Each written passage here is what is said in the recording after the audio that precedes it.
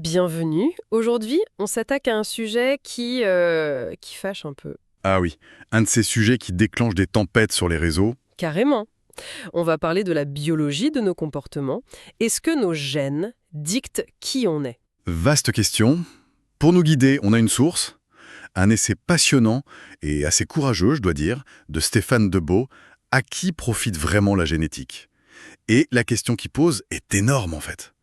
Est-ce que la biologie, c'est forcément l'ennemi du progrès, de l'égalité? Ou est-ce qu'elle pourrait, contre toute attente, nous donner un sacré coup de main? C'est une question qui touche à des peurs très profondes, et l'auteur commence par les mettre sur la table. Oui, il y a cette angoisse du déterminisme. Voilà, l'idée que si c'est biologique, c'est une fatalité, on peut rien y changer. C'est ça. Et puis, il y a l'autre crainte, qui est tout à fait légitime. Celle que la science serve de caution. Oui, pour justifier les inégalités qu'on voit déjà. Tu sais, le fameux « c'est naturel », donc c'est normal que les choses soient ainsi. Bien sûr. Et puis, impossible d'ignorer le poids de l'histoire, hein. Clairement. Dès qu'on dit génétique et comportement, les fantômes de l'eugénisme, du nazisme, Ils font jamais très loin. donc la méfiance, elle se comprend. Notre mission aujourd'hui, c'est justement de regarder derrière ce mur de crainte. D'abord, on va essayer de démonter quelques-uns des plus gros malentendus. Et ensuite, on verra comment l'auteur retourne complètement l'argument pour faire de la biologie une alliée du progrès. Et là, franchement, il faut s'accrocher. C'est assez déstabilisant. L'auteur martèle un concept qui est au cœur de la biologie moderne, mais qui a du mal à passer dans le débat public. L'interactionnisme. C'est-à-dire, Absolument. Aucun trait, aucun comportement n'est le produit des gènes ou de l'environnement. C'est toujours, et j'insiste, toujours, une interaction complexe entre les deux. c'est drôle parce que dans notre tête, c'est souvent un curseur. 60% génétique, 40% environnement. Bah non, justement. Ce que tu dis, c'est que c'est même pas une addition. C'est une multiplication. S'il y a 0 d'un côté, le résultat est 0. Exactement. C'est une excellente façon de le voir. Debove utilise une analogie très simple pour ça. Laquelle? Le bronzage.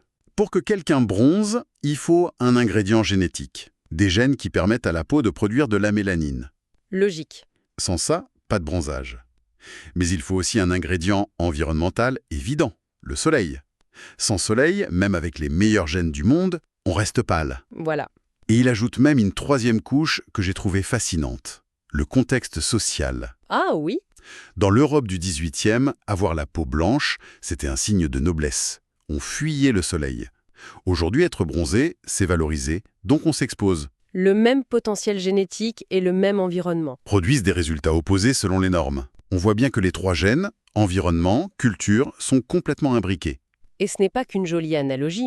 Ça a des implications très concrètes, notamment en médecine. Prends la phénylcétonurie. Ok, ça cumule, devient toxique pour le cerveau et ça mène à un retard mental très sévère. Là, on pourrait se dire, voilà le déterminisme génétique dans toute sa froideur. Oui, un cas d'école, hein. Cause génétique, conséquences terribles. Fin de l'histoire. Sauf que non. La solution, elle, est 100% environnementale. Ah bon? On soumet les bébés, dès la naissance, à un régime alimentaire très strict, sans cet acide aminé. Et que se passe-t-il? Ils vont bien. Ils grandissent et se développent de manière tout à fait normale. Le diagnostic est génétique, la solution est environnementale. C'est incroyable. Savoir que c'est biologique a permis de trouver la solution, en fait. Précisément. Biologique ne veut jamais dire inchangeable. Ok, ça, c'est un point absolument fondamental. Passons au deuxième mythe, celui qu'on entend partout. Je vois lequel. Des rayons bio du supermarché au discours politique. Si c'est naturel, c'est forcément bon. Ah, le fameux sophisme naturaliste, comme disent les philosophes. C'est ça, cette erreur de logique qui consiste à sauter de ce qui est dans la nature à ce qui devrait être dans nos sociétés. L'auteur est assez direct là-dessus. La nature est un très très mauvais guide moral. Ah bah ça. Le monde naturel est rempli de venin, de toxines, de parasites et de comportements qu'on trouverait monstrueux, quoi. L'infanticide, le cannibalisme. Le fait qu'un comportement existe chez les chimpanzés, ça nous dit rien sur sa légitimité chez nous. Absolument rien. Il y a une citation de John Stuart Mill que l'auteur reprend et que je trouve géniale. Oui, elle est excellente. Il disait que suivre la nature est soit irrationnel, soit immoral. C'est irrationnel parce que toute notre civilisation, l'agriculture, la médecine, consiste à lutter contre la nature. Et c'est immoral parce que la nature est d'une cruauté sans nom. C'est imparable comme formule. C'est imparable, oui. Et ça nous amène directement à la question de la discrimination. comment on fonde notre idéal d'égalité, alors là, l'auteur avance une idée très forte. Baser la lutte pour l'égalité sur l'idée qu'on est tous biologiquement identiques. C'est une mauvaise stratégie. C'est une stratégie extrêmement fragile. Attends, là il faut que je te pousse un peu. Parce que l'idée on est tous pareils, donc on doit avoir les mêmes droits, elle part d'une bonne intention, non? C'est simple, c'est puissant. Bien sûr, l'intention est bonne, mais l'auteur montre que c'est un piège logique. Un piège. En liant l'égalité en droit, qui est une valeur morale, à l'identité biologique, qui est un fait scientifique, on prend un risque énorme. Lequel? On sous-entend que si un jour, la science prouvait des différences biologiques moyennes entre des groupes, Alors la discrimination deviendrait justifiable. voilà, on fait reposer tout notre édifice moral sur un pari scientifique. Et si on perd ce pari? Je vois. C'est comme construire sa maison sur de la glace en espérant qu'elle fonde jamais. Alors c'est quoi la fondation solide qu'il propose? La fondation solide, c'est de séparer radicalement les deux domaines. Les faits et les valeurs. Exactement. D'un côté, les faits, la science, elle décrit des différences, des moyennes, c'est son rôle. De l'autre, les valeurs, la morale, la politique. Et c'est notre rôle de décider que, quelles que soient les différences, chaque être humain a droit à la même dignité. C'est l'esprit de la Déclaration des droits de l'homme, en fait. Elle dit pas « les hommes naissent égaux parce que leurs génomes sont identiques ». Non. Elle dit qu'ils naissent égaux en droit. Point final. C'est une affirmation morale, un choix de société, pas un fait de nature. Et ça, c'est bien plus puissant. C'est infiniment plus robuste. Ça immunise l'idéal d'égalité contre les découvertes scientifiques futures, quelles qu'elles soient. Ok, donc, biologique n'est pas immurable, naturel n'est pas bon, et l'égalité doit être fondée sur la morale. Mais le livre va beaucoup plus loin. Ah oui, il ne s'arrête pas là. Il affirme que la biologie peut être une alliée pour le progrès. Et ça, franchement, c'est l'idée la plus surprenante pour moi. On commence par où? On commence par l'idée la plus provocatrice. La génétique, selon De Beauve, est l'un des outils les plus puissants pour critiquer la méritocratie. Wow, attends. Ça, c'est une bombe. Parce que ça heurte de plein fouet l'idée que si on bosse dur, on réussit. Le grand mythe de nos sociétés. C'est difficile à accepter, mais l'argument est redoutable. Ça veut dire que l'effort personnel compte plus du tout? Si, bien sûr que l'effort compte, mais d'où vient la capacité à fournir des efforts?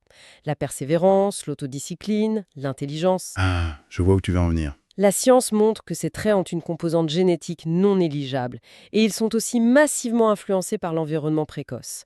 La nutrition, le stress, l'éducation. Or, on ne choisit ni ses gènes, ni sa famille, ni le milieu où on est. Voilà, c'est la fameuse loterie génétique et environnementale. On ne mérite pas plus d'avoir des gènes pour la persévérance que d'avoir les yeux bleus. C'est de la pure chance. Exactement. Et si une grande partie de notre succès est due à cette double loterie, alors l'idée même de mérite personnel s'effondre en grande partie. C'est vertigineux. L'auteur cite une note personnelle de Darwin qui écrivait « Cette vue devrait nous inspirer une humilité profonde. Personne ne mérite de crédit pour quoi que ce soit. » Et la conclusion politique est dingue. Si les riches ne méritent pas fondamentalement leur place, alors les arguments pour la redistribution, la solidarité, deviennent beaucoup plus forts. Paradoxalement, la génétique, souvent accusée de justifier les hiérarchies, fournit ici un des arguments les plus puissants pour les démanteler. C'est tout le paradoxe, autre argument inattendu, l'idée qu'il existe une nature humaine peut servir de rempart contre le totalitarisme. C'est une idée chère à des penseurs comme Noam Chomsky, non? Oui, tout à fait. Si on croit que l'être humain est une page blanche, une pâte à modeler que la société peut façonner à l'infini, on ouvre la porte aux pires projets d'ingénierie sociale. On pense à 1994 ou au meilleur des mondes. et ce n'est pas que de la fiction. Les régimes totalitaires du XXe siècle, en URSS, en Chine maoïste, se sont lancés là-dedans avec les résultats catastrophiques qu'on connaît. Ils considéraient que la nature humaine n'existait pas et qu'on pouvait la rééduquer, la briser. Reconnaître qu'il y a des invariants humains, le besoin de lien, le désir d'autonomie, c'est poser une limite au pouvoir de l'État. C'est dire non, vous ne pouvez pas nous faire subir. Et ça sert aussi de rempart contre un certain relativisme culturel. Oui. Si on postule une nature humaine partagée, on peut affirmer que certaines pratiques, comme l'excision, sont objectivement nuisibles à l'épanouissement humain. quelle que soit la culture. Exactement, on ne peut plus se retrancher derrière le « c'est leur culture, on juge pas ». Si, on peut juger, parce que ça viole des besoins universels. La biologie donne une base pour un humanisme universel. Dernier point, et c'est peut-être le plus concret, comment ça peut nous aider à construire des sociétés plus épanouies? L'auteur prend un exemple qui est un vrai champ de mine, la place des femmes dans les filières scientifiques et techniques, les STEM. Voilà. C'est ce que les chercheurs appellent le paradoxe de l'égalité des sexes. J'ai vu ça, c'est fou. Les données sont claires. C'est dans les pays les plus égalitaires, comme la Norvège ou la Suède, qu'on trouve la plus faible proportion de femmes diplômées en ingénierie. C'est complètement contre-intuitif. Ma première réaction, c'est de me dire que l'étude est bidon ou qu'il y a des stéréotypes hyper ancrés. Alors, bien sûr que les stéréotypes jouent un rôle, mais l'explication qu'il avance est différente. Ciel. Dans les pays moins riches, les gens choisissent leur carrière selon des critères pragmatiques, le salaire, la stabilité. Les STEM sont un bon choix. Ok. Mais dans les pays très riches et égalitaires, où l'on peut vivre décemment quel que soit son métier, les gens ont le luxe de choisir en fonction de leurs intérêts profonds. Et tu veux dire que les passions, en moyenne, ne sont pas les mêmes chez les hommes et les femmes? C'est ce que les données suggèrent, à travers les cultures. En moyenne est crucial. Les femmes montrent une préférence plus marquée pour les métiers tournés vers les gens. Le soin, l'enseignement, et les hommes une préférence plus marquée pour les métiers tournés vers les choses, la mécanique, l'informatique. Quand on supprime les contraintes, ces différences s'expriment plus librement. Donc l'implication politique, c'est que l'objectif ne devrait pas être une parité de 50-50 dans chaque métier. C'est exactement ça, parce que ça pourrait vouloir dire qu'on pousse des gens vers des voies qui ne les épanouissent pas juste pour une statistique. L'objectif, c'est la liberté, l'épanouissement. Voilà, il faut supprimer toutes les barrières, toutes les discriminations qui empêchent un individu de faire ce qu'il veut. Et si, dans une société vraiment libre, on observe des répartitions différentes, Ce n'est plus la preuve d'un échec, mais au contraire la preuve d'un succès. le succès d'avoir permis à chacun de suivre ses aspirations. La biologie nous aide à repenser nos objectifs pour qu'ils soient plus centrés sur le bien-être humain. Quand on y pense, le parcours est dingue. On est parti d'une vision de la génétique comme une menace. Pour arriver à la biologie comme un outil de critique sociale. Un outil pour déconstruire l'idée de mérite, renforcer la solidarité, Et fonder l'égalité sur des principes moraux solides. et finalement un outil pour mieux nous comprendre. Non pas pour nous soumettre à une prétendue nature, Mais pour construire des sociétés qui répondent mieux à la diversité de nos besoins. C'est beaucoup plus subtil et, au fond, beaucoup plus optimiste. Pour finir, l'auteur utilise une belle métaphore. Il dit que la biologie du comportement, c'est comme un miroir que la science tend à l'humanité. Un miroir qui nous montre des aspects de nous-mêmes qui ne sont pas toujours flatteurs ou conformes à nos idéologies. Exactement. Et la question qui reste, c'est que se passe-t-il si une société refuse obstinément de regarder son propre reflet? Quelle tension, quel malentendu sur nous-mêmes on risque de perpétuer en ignorant ce que ce miroir a à nous apprendre? C'est une question vertigineuse. En gros, est-ce qu'on est prête et prêt à se regarder en face, même si le reflet n'est pas celui qu'on avait idéalisé?